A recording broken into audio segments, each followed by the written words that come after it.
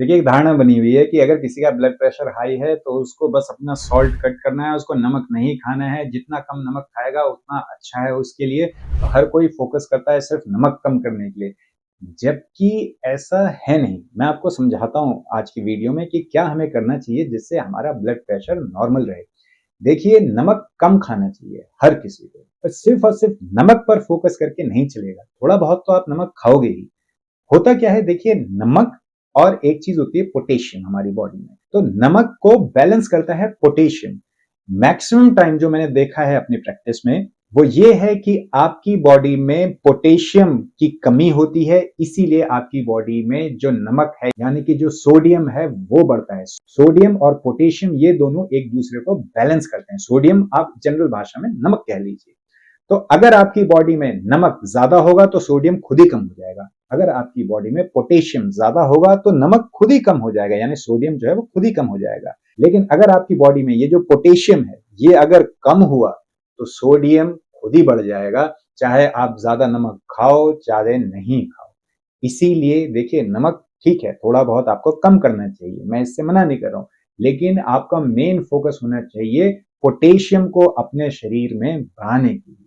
Potassium अगर आपके शरीर में अच्छा रहेगा तो अगर आप थोड़ा बहुत नमक खाओगे भी तो वो भी बैलेंस हो जाएगा। और जिस चीजों से हमें पोटेशियम मिलता है, खाद्य पदार्थ जिससे हमें पोटेशियम मिलता है, उससे सिर्फ और सिर्फ आपका सोडियम ही कम नहीं होगा, लेकिन आपका डाइजेशन, आपकी आंतें अच्छी रहेंगी, आपका स्वास्थ्य और अच्छा रहेगा। लेकिन मजे की बात यह है कि अगर आप ऐसी चीजें खाएंगे जो पोटेशियम में रिच होती हैं तो उससे आपके सिर्फ और सिर्फ जो सोडियम है वही कम नहीं होगा, लेकिन इससे आपकी आंतें भी साफ रहेंगी, अच्छी रहेंगी, आपके जोड़ भी अच्छे रहेंगे, आपका मूड भी अच्छा रहेगा। अब पोटेशियम किन चीजों में होता है, चलिए बताता हूं आपको। अमरूद से आपको पोटेशियम मिलेगा, दो चार आप खजूर खा लीजिए, उससे आपको मिलेगा। डेट्स, उससे आपको मिलेगा।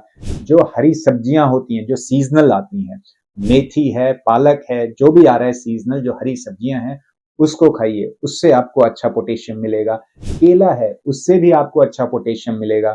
बीन्स हैं, दालें हैं, शकरकंदी, स्वीट पोटैटो कहते हैं जिसको, उससे भी आपको अच्छा पोटेशियम मिलेगा।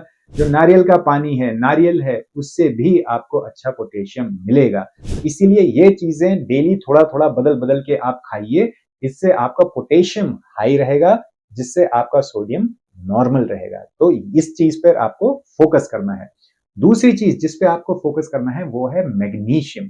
मैग्नीशियम अगर आपकी बॉडी में अच्छी मात्रा में रहेगा तो इससे आपकी नींद भी अच्छी आएगी, आपको अंदर से एक शांति का अनुभव होगा, आपका ब्लड प्रेशर भी नॉर्मल रहेगा, आपकी जो वेन्स हैं, जो आपकी धमनियां हैं, उनकी इलास्टिसिटी अच्छी रहेगी, वो ऐसी स्टिफ यानी जकड़ वाली नहीं रहेंगी, साफ रहेंगी, अच्छे से काम करेंगी, जिससे ब्लड का यानी खून का प्रवाह अच्छा रहेगा। इसलिए मैग्नीशियम पर भी आपको फोकस करना है। अब किन चीजों में मैग्नीशियम होता है? मैग्नीशियम आपको मिलेगा कद्दू के बीज से। कद्दू के बीज आप खाना शुरू करिए थोड़ा थोड़ा। फिर आपको सिसमे सीड्स यानी कि तिल के बीज, उनको खाना आप शुरू करिए। कैसे खा सकते हैं? आप सुबह 1 चम्मच तिल के बीज को लीजिए, उसको आप पानी में भिगा दीजिए। शाम को आपको खाने के 1-2 घंटे बाद या सोने से 1-2 घंटा पहले इन बीजों को चबा चबा कर खाना है। इससे आपको कैल्शियम भी मिलेगा, मैग्नीशियम भी मिलेगा, आपकी आंतें भी अच्छी तरह से काम करेंगी। तो बहुत सारे फायदे हैं। तिल को आप खाना शुरू करिए, इससे आपको मैग्नीशियम मिलेगा। मिलेट्स, जो मोटा अनाज जिसको कहते हैं, रागी, बाजरा, उससे भी आपको मैग्नीशियम मिलेगा। आपका इंसुलिन लेवल भी नॉर्मल रहेगा, तो मिलेट्स का इस्तेमाल करें। और डार्क चॉकलेट, सिर्फ चॉकलेट नहीं, सिंपल एक होती है डार्क चॉकलेट, उसके बारे में जानिए। थोड़ा थोड़ा सा वो खाना है, देखिए ज्यादा नहीं खाना है। आप डार्क चॉकलेट कह रहे हो बहुत ज्यादा खा रहे हैं, उससे परेशानी होगी। जितना प्योर आपको डार्क चॉकलेट मिले, थोड़ा थोड़ा सा आप डेली खा सकते हैं, उससे भी आपको अच्छा मैग्नीशियम मिल जाएगा। और जितने लेग्यूम्स होते हैं, तो ये सारी लिस्ट है लेग्यूम्स की, ये अगर आप खाएंगे इससे भी आपको अच्छा मैग्नीशियम मिलेगा। लेकिन अगर आपको अभी ब्लड प्रेशर की शिकायत है तो ये सब आप शुरू करिए। मैं शुरू में आपसे कहूंगा कि आप मैग्नीशियम ग्लाइसिनेट भी लेना शुरू करिए। देखिए, मैग्नीशियम बहुत टाइप का होता है, आपको लेना है मैग्नीशियम ग्लाइसिनेट। ये लेंगे आप मैग्नीशियम ग्लाइसिनेट, वो भी विटामिन B6 के साथ। कैसे लेना है? ये लेना है आपको 400 से 440 मिलीग्राम से 800 या 880 मिलीग्राम तक, रात को सोने से पहले। कितनी देर पहले? सोने से 1 घंटा पहले पानी के साथ आप इसको पी सकते हो।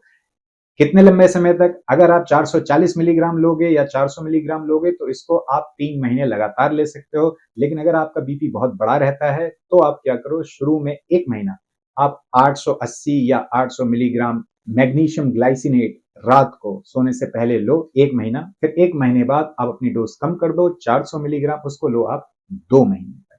ऐसे करके आप मैग्नीशियम ले सकते हो, मैग्नीशियम का अच्छा असर आता है। उसके बाद आप कोशिश करिए कि जितना मैग्नीशियम है वो सब आपको खाने से मिले, टैबलेट की आपको जरूरत ही ना पड़े। मैग्नीशियम आपको मेडिकल स्टोर में नहीं मिलेगा, मिलेगा तो मिक्स मिलेगा। आपको प्योर मैग्नीशियम चाहिए, ये आप इंटरनेट पे ढूंढ सकते हैं, जो मैं अपनी प्रैक्टिस में यूज करता हूं। सस्ता है लेकिन अच्छी क्वालिटी का है, उसका मैं लिंक नीचे डिस्क्रिप्शन बॉक्स में डाल दूंगा, आप देख सकते हो। लेकिन ध्यान रहे कि इस पर हम डिपेंड नहीं रहेंगे, हम बस शुरू में ले रहे हैं थोड़ा सा बूस्ट के लिए, फिर 2 से 3 महीने बाद हम सिर्फ खाने से मैग्नीशियम लेंगे, तो इसका बहुत असर पड़ेगा आपके हार्ट हेल्थ पर। तीसरी जो बहुत इंपॉर्टेंट चीज है वो है विटामिन D3। अगर आप चाहते हो आपकी आर्टरीज हैं, जो आपकी ब्लड वेसल्स हैं, वो साफ रहें, स्वस्थ रहें, आप चाहते हो आपके जो हार्ट की मसल्स हैं वो अच्छी रहें, आपके हार्ट का ज्यादा कॉन्ट्रैक्शन ना हो। देखिए, अगर बहुत ज्यादा सिकुड़न होगा तो उससे बार बार आपका ब्लड प्रेशर बढ़ेगा। अगर आप चाहते हो ये सब ना हो तो विटामिन D3 का आज ही टेस्ट कराइए, और विटामिन D3 अगर कम है तो उसको आपको बढ़ाना है और उसको रेगुलर अच्छे लेवल पर रखना है। इसके लिए आपको डेली 1 घंटा सूरज में बैठना चाहिए। ये सबसे अच्छा तरीका है। सुबह या फिर शाम को आप सूरज में बैठिए, आपका शरीर खुद ही विटामिन D3 बनाएगा। नहीं हो पाता है तो टैबलेट्स आती हैं हर मेडिकल स्टोर में, वो आप ले सकते हो। तो ये चीजें हैं सिंपल, जो आपको मदद करेंगी। अगर आप जानना चाहते हो कौन सी आयुर्वेदिक दवाइयां हैं जो इसमें हेल्प करती हैं, तो इसके लिए मेरे पास अलग से एक वीडियो है, मैंने पूरी कोशिश की है, पूरी जानकारी दी है उस वीडियो में। अगर आपको इंटरेस्ट है तो उसका लिंक मैं नीचे डिस्क्रिप्शन बॉक्स में डाल दूंगा, आप वो वीडियो भी देख सकते हो। लेकिन मैग्नीशियम आपको चालू रखना है, विटामिन D3 आपको अच्छा रखना ही रखना है, और पोटेशियम, इसका आपको ध्यान रखना है। आशा करता हूं आज की वीडियो आपके लिए लाभदायक रहेगी। ये जानकारी सबको दीजिए, जितने लोगों को आप दे सकते हो, क्योंकि जितनी ज्यादा ऐसी जानकारी लोगों तक जाएगी उतना ज्यादा जो दवाइयां हैं उनका लोड कम होगा, कम दवाइयों की जरूरत पड़ेगी। मिलते हैं अगले वीडियो में एक बड़ी मुस्कुराहट के साथ, तब तक के लिए हंसते रहिए, मुस्कुराते रहिए।